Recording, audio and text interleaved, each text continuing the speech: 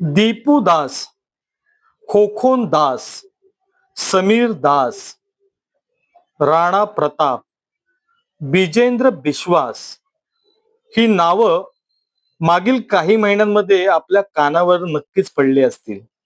यांच्याविषयीच्या बातम्या, दीपू दासचा व्हिडिओ या देशातील असंख्य हिंदूंनी पाहिला असेल.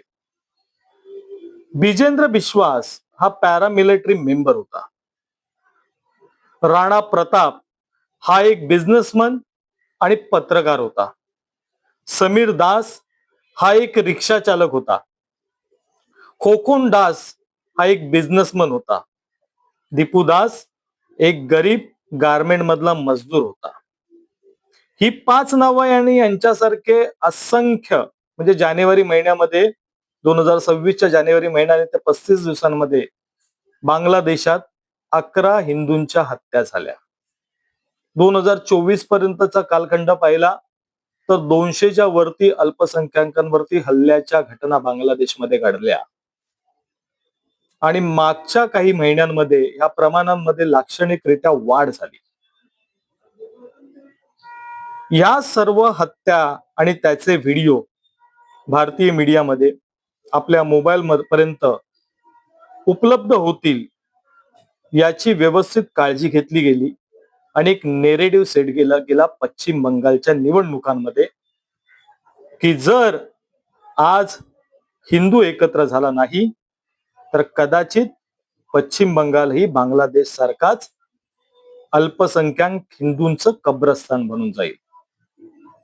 मला आठवतं 2011 ते 2014च्या कालखंडांमध्ये कधी लिबिया, कधी सिरिया, कधी अफगाणिस्तान या देशांमधील आतंकवाद्यांनी केलेल्या हत्या, त्या हत्यांचे विकृत, विद्रूप आणि अत्यंत भयानक असे व्हिडिओज हे भारतीयांच्या मोबाईल पर्यंत पोहोचवण्यात येत होते.